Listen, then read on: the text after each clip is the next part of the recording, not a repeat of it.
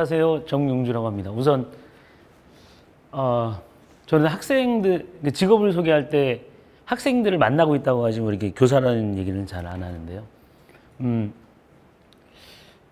오늘 얘기가 능력주의와 관련된 이야기이기 때문에 여기 박걸린 선생님도 계시고, 근데 이제 한 가지 먼저 자기 고백을 하고 넘어가야 될 게 있는데, 제가 사실은 그 능력주의와 불평등이라는 주제로 공저자로 참여를 했는데, 거기와 관련된 강의를 할 때는 이제 고백해야 될 게 하나 있는데, 제가 그 글을 쓰는 과정에서 엄밀하지 못하다 보니까 한 분의 글을 일부분을 무단 도용을 했습니다.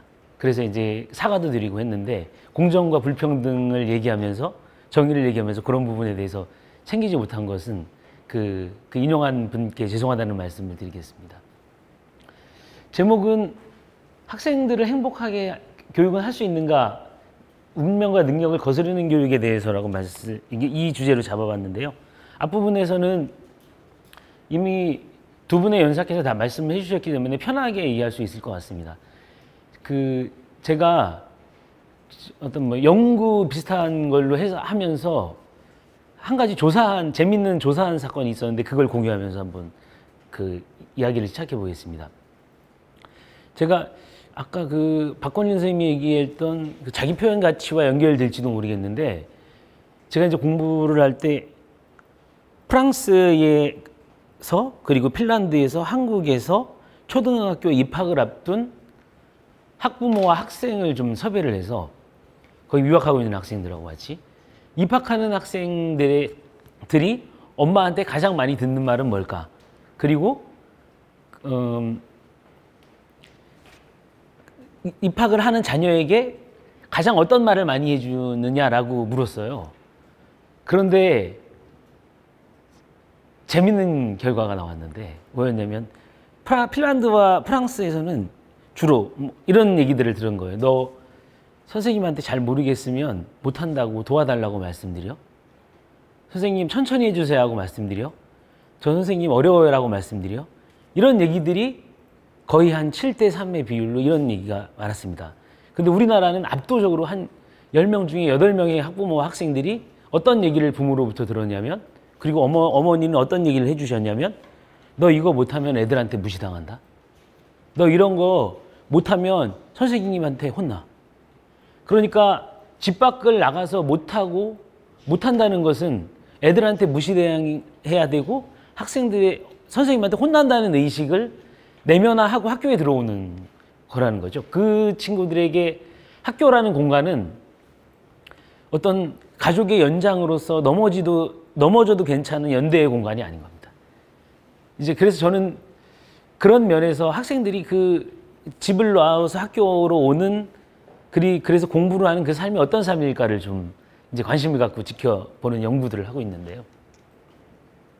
이제 오늘 얘기할 주제들은 사실은 저도 잘은 모르지만, 우리 이제 간단하게 이야기를 나누고 능력주의와 관련된 이야기를 나누다 보면, 그래서 요즘 어떤 능력이 필요하다는 겁니까? 이런 얘기를. 그러니까 새로운 능력으로 마치 대체되는. 그러니까 이제는 개인이 혼자서 잘 사는 시대가 아니라 협력하는 능력이 필요한 시대야. 뭐 이런 식의 새로운 능력에 대해서 얘기하려고 하는 그런 건 아니거든요. 아까 박건희 선생님도 말씀하셨지만, 우리는 어떤 사람이 능력이 있다는 이유로 또는 능력이 없다는 이유로 말도 형언할 수 없는 차별이 정당화되고, 그리고 그러한 식의 특권이 정당화되는 그런 제도가 과연 지속 가능해야 하는가? 특히나 이 민주공화국에서 이런 질문들을 좀 하는 것이고, 이제 능력주의가 가진 복잡한 면이 있습니다. 누구에게는 정말 어려운 환경에서 자라서 높이 올라가고자 하는 꿈을 이루는 것이 능력주의를 통해서 가능하다고 말할 수도 있고, 그리고 그런 능력주의가 발현되는 데 있어서 사회가 일종의 장애가 되는, 그러니까 내 혼자 1대1로 한번 붙어보면 좋겠는데, 1대1로 이거는 어떤 능력을 쌓는 데 있어서 나는 혼자 해야 되는데, 저 친구는 아까 박건희 선생님이 1루와 3루를 얘기하셨는데, 쟤는 이미 3루에서 태어나 버린 거잖아요. 그러니까 나는 죽어라고 3루까지 가야 되는 상황에서 오는 그 비능력적인 요소들을 어떻게 사회가 잘 다룰 수 있느냐, 이 문제도 있고, 그것은 어떤 면에서는 민주주의를 진전시키는 문제였을 수도 있습니다. 이제 그것이 동시에 고려되지 못하고 있는 게 문제지만요. 그리고 교육 안에서 답은 찾기가 참 어렵습니다. 그럼 뭐 뒤에서 말씀드리겠습니다. 왜냐하면 그 학교라는 공간은 학생들을 일종의 개인으로서 누구의 어쩌면 스스로 자립하는 삶을 살 수 있고 또 누군가와 연대하는 인간으로서 길러야 될 기본적인 역량을 만들어주는 곳이 또 학교이기도 하기 때문에 이제 이런 면에서 이게 어떻게 능력주의와 능력이 아닌 것들과의 구분 관계를 어떻게 할 것인가 이런 고민들은 좀 있습니다. 네. 주로 이제 이 질문들을 제가 고민들을 계속 하고 있는데요. 이제 아까 수능과 관련돼서 이제 제가 교육부로 한 몇 년 전에 교육부에서 1년 동안 파견 근무를 한 적이 있었는데 그때 잊혀지지 않는 두 가지의 광경이 있었어요. 하나는 뭐냐면 수능 날의 풍경이었는데 수능이 딱 이루어지는 날 어떻게 되냐면 교육부의 기자실에 기자단이 다 모입니다. 그리고 그 앞에서 우리나라의 이렇게 각 과목별로 대가인 선생님들이 하나씩 와서 수능 땡 치는 시간에 국어 문제들을 동시에 풉니다. 그래서 1교시가 딱 끝나고 나면 기자들한테 브리핑을 해요.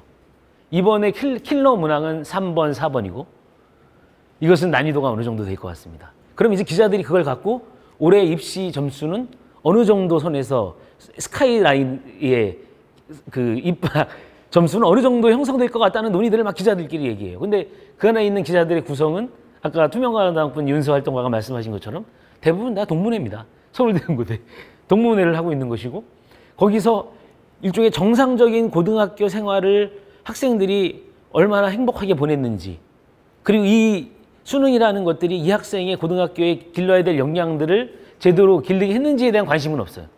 그러니까 오로지 하나 틀리면 서울대를 가고 뭐 이런 식의 얘기밖에 없는 겁니다. 또 하나의 풍경은 교원 노조와의 협의하는 과정이었는데 일종의 비정규직을 정규직화하는 문제. 이 부분에서 교사분들이 정말 굉장히 저항하고 있는 것이 뭐냐면 우리는 공정이라는 것을 서로 다르게 들어왔어도 같은 일을 하면 같이 대우받아야 된다는 게 이렇게 생각을 하고 계실 겁니다. 그런데 시험을 통해서 일종의 지대를 추구하는 사람들은 어떠냐면 다르게 들어온 것이 더 중요한 거예요. 같은 일을 해도 다르게 들어왔으면 다르게 대우받아야 된다는 것들이 내면화되어 있습니다. 그래서 그러면 누가 공부하겠냐? 누가 시험 봐서 선생님이 되려고 얘기하겠냐? 이러면서 오히려 그런 일종의 불평등의 문제들을 공정의 문제로 덮어버리는 이런 문제들을 보면서 이 두 개가 계속해서 충격적이었고 이게 국가의 문제로 해결될 수가 없구나. 이 정부의 문제로 이런 얘기를 생각을 좀 한 적이 있었습니다. 그러니까 다시 기본적으로 돌아가 보면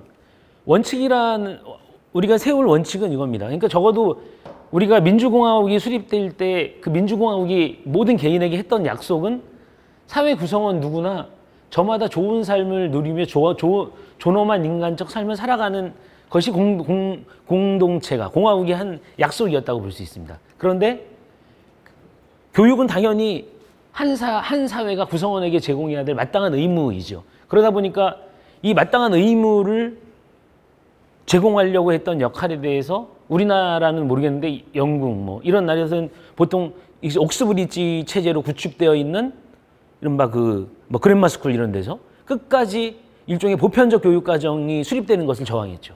우리는 우리 방식대로 더 질 좋은 교육을 할 수 있는데 그러니까 질 좋은 거실 교육의 단계가 질 나쁜 공동 교육의 단계로 후퇴한다고 그들은 느꼈던 것이죠. 그러니까 이런 저항을 이중에 물리치면서 한 사회가 구성원에게 제공해야 될 일종의 의무를 민주공화국이 교육을 통해서 약속했다고 볼 수 있습니다. 그러니까 이건 이제 마이클 영의 첼시 선언에도 나오는 얘기인데 우리가 좀 기회균등이라는 말을 좀 새롭게 정립하고 넘어가야 될 것 같습니다. 그러니까 기회균등하면 우리는 능력에 따라 헌법에서 능력에 따라 교육받을 권리로 생각을 하는데 사실은 저는 기회균등이라는 건 그냥 학교라는 건 이런 거거든요. 능력에 상관없이 자기의 부모에 상관없이 이 기간 동안은 일종의 자기의 잠재력을 지능에 상관없이 최대한 발전시킬 수 있는 사회. 이런 사회가 돼야 되는 게 약속이었습니다. 그러니까 능력에 따라 다른 교육을 받아야 된다는 건 아니었습니다. 참고로 이제 외국에서 온 사람들이 재밌게 저한테 질문한 게 있습니다. 뭐냐면요. 아니, 왜 한국은 모든 학생이 대학을 나와야만 하는 나라이고, 그리고 자기가 보기에 여러 데이터를 보면 취업과 대학의 전공이 거의 연결되지 않는 나라인데 왜 이렇게 진로 교육을 열심히 하느냐. 그런 얘기를 한 거예요. 결국은 취업이라는, 직장이라는 게 대학의 점수대로 결정되는 나라인데 왜 이렇게 진로 교육을 열심히 하고 자기 진로를 찾으라고 하는지 이해할 수가 없다. 이런 얘기를 한 적이 있는데, 역설적으로 학교는 그래야 되는 거였다고 생각합니다. 우리가 모든 능력, 삶의 장저력을 지능에 관계없이 발전시킬 수 있는 기회를 만드는 거. 그러니까 기본적으로 좋은 교육과, 그래서 공부를 잘하는 것과 노동시장에서 차별을 받는 것과는 사실 상관이 없어야 되는 거죠. 그 사람이 공부를 못했다고 해서 노동자로서의 삶을, 일종의 더 좋지 않는 삶을 살아야 될 이유는 없습니다. 그리고 또 복지 혜택에서도 배제될 이유도 없고, 이 연결성을 끊어내는 것이 사실은 교육의 역할이었다고 볼 수 있습니다. 그런데 한국은 이걸 끊어내는데 실패를 했다고 볼 수 있습니다. 그러니까 한 나라의 불평등은 그 나라의 입시와 교육이 차지하는 교집합의 영역에 좌우한다고 저는 보는 입장이거든요. 그러니까 될 수 있으면, 사실은 이게 되게 중요한 문제인 게, 교육과 입시가 분리되어 있다라고 하더라도, 이게 대표적인 나라들이 이런 거죠. 뭐 독일 같은 데서는 공부 잘하는 학생들도 바로 대학을 가지 않고, 그리고 학교 시절에, 학창 시절의 핵심은 학생의 즐거움과 행복입니다. 그리고 이 학생들이 바로 대학을 가지 않고 노동시장이 어느 정도는 우리나라 굉장히 높은 수준에서 진리 보장되기 때문에 어떤 일이 벌어지냐면, 10년 동안 한 번 시험 본 걸 갖고 10년 동안 그 대학, 우리로 따지면 수능 오래 본 걸 갖고 10년 동안 써먹을 수 있는 거죠. 우리는 그게 안 되는 거 아닙니까? 이제 이런 방식의 것들이 구조되는 것들은 입시와 교육이 일종의 동의어가 돼버렸고, 입시와 교육이 동의어가 돼버린 이유는 노동 불평등을 그대로 반영하는 것인데, 그것은 결국은 뭐라고 볼 수 있냐면, 한국 사회의 불평등과 복잡성의 다층성이 이미 교육의 입시를 통해서만 오로지 빠져나갈 수 있고, 복지의 불평등, 기업 복지를 통한 복지 불평등, 그리고 성별 불평등, 그리고 직업에 따른 학력별 임금, 고용 형태, 뭐 비정규직이나 정규직 이런 것들을 모두 입시라는 관문이 좌우하기 때문에, 결국은 우리나라의 교육은 사실은 전쟁이고, 그리고 우리나라는 사실은 사회가 존재하지 않는, 아까 밖에 나가면 전쟁인 것처럼, 제가 생각할 때 우리나라는 일종의 준내전 상태라고 저는 생각하고 있습니다. 그러니까 이 내전 상태에서의 각각의 무기는, 일종의 실탄들은 일종의 부모들인 거죠. 부모들에 따라서 자기가 쓸 수 있는 무기의 범위가 달라지고, 무기의 질이 달라지고, 이런 준내전 상태, 그러니까 사회 없음이 지금 우리에게 나타나고 있는 현상이다라는 것입니다. 그러니까 기본적으로 우리나라는 교육 제도는 발전하고 있는데 학생들은 행복하지 않습니다. 고교학점제가 2025년에 실행되거든요. 2025년이 되면 모든 학생들이 이제 자사고나 외고 이런 게 국제고가 없어지고 모든 일반고로 갑니다. 그럼 우리가 착각을 하게 되죠. 그러면 고등학생들은 행복해질까요? 자기 과목을 선택할 수 있고. 한번 생각해 보죠. 대학에 갈 생각이 없는, 대학 갈 능력이 되지 않는 학생들에게 일반고로 전형되는 게 무슨 의미가 있을까요? 오히려 이것도 또 하나의 학력주의일지도 모릅니다. 잘하는 학생들을 니네만 독점하지 말고 나눠 갖자. 결국은 일반 학교 선생님들은 이런 공부도 못하는 애들 데리고, 알아듣지도 못하는 애들 데리고 내가 3년 동안 얘네들을 3년 동안 졸업을 시킨다고. 그러면 결국은 니네들이 다 뺏어가니까 우리는 좋은 대학 보내는 학생들도 없는 거지라는 식의, 그러니까 일반 학생들에게는 별로 행복하지 않은 학교가 될 수가 있다는 겁니다. 이런 구조적인 문제가 능력주의라는 모습을 통해서 나타나고 있습니다. 네, 저는 이것을 그래서 보편의 삶이 보편화되지 못하는 공포가 입시와 교육을 통해서 계속해서 재생산되고 있다고 보고 있습니다.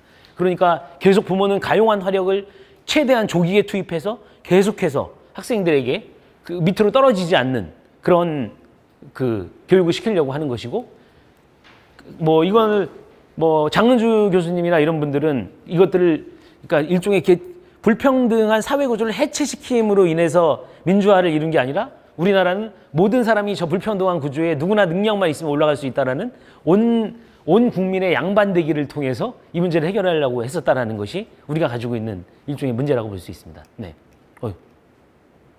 근데 이건 쭉 넘어가겠습니다. 왜냐하면 우리나라 같은 이런 나라들은 계속 있거든요. 근데 우리나라와 같은 입시에 올인하는 나라들이 대부분 다 못 사는 나라라기보다는 이런 불평등의 문제를 해결하지 않은 나라들, 교육 불평등, 노동과 복지가 취약한 나라들입니다.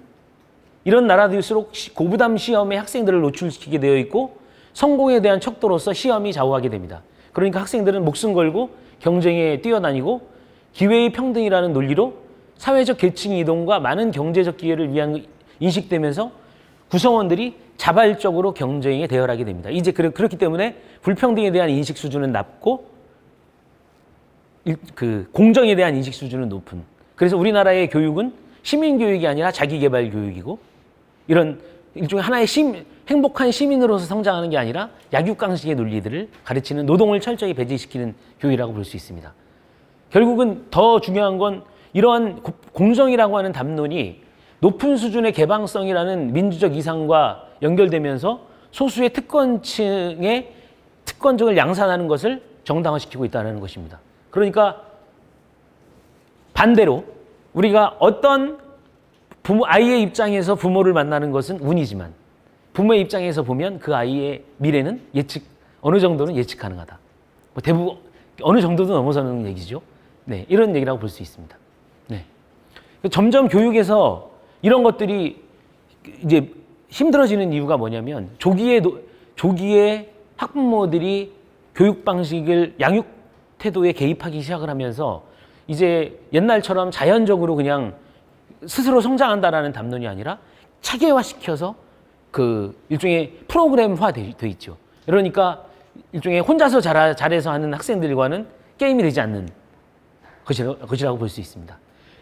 기본적으로 전체적인 삶의 입장에서 봤을 때 우리나라의 기본적인 구조는 이제 가족 개인이 개인으로서 독립해서 일종의 개인과 개인으로서 일종의 시민적인 연대의 삶을 살아간다고 했을 때 우리나라는 여전히 가족 개인으로 살아서 가족 개인으로 끝나는, 가족 개인으로 결혼하고 가족 개인으로 있기 때문에 시민으로서 성장하지 못하는 이런 삶이 지속되고 있다고 볼 수 있습니다. 네. 이건 넘어가도록 하겠습니다. 그래서 결국은 교육이라는 게 우리는 학교에 들어와서 학생들이 스스로 개인의 힘으로 달려나가는 것 같지만 학생들은 부모에게서 인생의 출발점을 물려받는다. 그래서 교육은 세대 간의 릴레이 경기와 같다라고 볼 수 있습니다. 아까 1루, 3루 말씀하신 거하고 똑같은 얘기죠. 그러니까 학생들이 그래서 늘 언제나 다른 무게의 신발을 신고 학교에 왔다 간다. 그래서 우리가 자꾸 요즘에 마을 활동가들 여기 많이 계실지 모르겠지만 학교가 마을과 많이 연결돼야 되고 이런 얘기하는데 사실은 기본적으로 국가와 시장의 영역은 어느 정도 집단적으로 사회적 통제가 가능할 수도 있는데 마지막으로 통제가 안 되는 제도가 가족이거든요. 끼리끼리 만나서 끼리끼리 결혼하고 끼리끼리 모여 사는 이런 문화가 자연적으로 일종의 형성되는 것이죠. 그러니까 이런 문제들을 어떻게 해결할 것인가에 대한 것들이 이제 중요한 과제라고 볼 수 있습니다. 결국 불평등의 문제에 대해서 우리가 관심을 갖지 않으면 결국 약자들의 무기를 제거하는 것이 되죠. 그러니까 누구나 다 능력과 무관하게 자기 발전의 기회를 제공하겠다는 민주적인 약속이 일종의 그런 이들을 배제시키는 역할을 하게 될 것이다. 네, 이렇게 되도록 하겠습니다. 이건 넘어가고요. 이러다 보니까 우리나라의 교육이요, 초등학교 때부터 고등학교까지 너무나 과업주의적이에요. 그러니까 과업주의자는 게 뭐냐면 이런 겁니다. 그냥 차량을 갖고 놀면서 그 촉감을 느끼고 이런 게 아니라 뭔가 했으면 만들어야 돼요. 성과로. 그 가시적인 성과를 보여줘야 됩니다. 그렇지 않으면 논 거고 아무것도 안 하게 되는 이런 모습이 되는 겁니다. 네, 답은 두 가지로 볼 수 있습니다. 하나, 교육, 노동, 복지의 통합적인 접근입니다. 그러니까 그 교육 안에서 아무리 혁신학교를 하고 마을과 넘나드는 좋은 교육을 한다고 해도 그들이 졸업한 미래가 개인으로서 어떤 직업을 가도 어떤 학력을 따도 행복하게 살 수 없다면 들어가는 회사에 따라서 비정규직에 따라서 삶의 질이 달라진다면 그러면 교육은 작동할 수 없다고 봅니다. 네. 그리고 보상 원리를 재구성하는 것입니다. 승자 독식의 보상 원리. 그러니까 지금에 있는 이런 보상의 원리를 재구성한다는 게 뭐 능력을 완전히 무화시키자 이런 건 아닐 수도 있습니다. 그러나 지금처럼 급간의 간격이 너무나 큰 것. 이것들은 줄여야 되고 또 하나 어떤 단위에서는 공부를 못하거나 어떤 학력이 되더라도 어느 단계 이상은 떨어지지 않는 사회적인 일종의 안전판을 구축하는 것이 보상의 원리를 재구성하는 것이라고 볼 수 있습니다. 이 두 가지가 교육, 노동, 복지의 통합적 접근과 보상 원리의 재구성이라는 두 축이 되지 않을 때 학생이 교육을 통해서 행복한 삶을 살 수 있는 것들은 불가능하다. 그러니까 함께 시민 운동가들과 함께 노력하자. 이 얘기를 끝으로 드리고 싶습니다.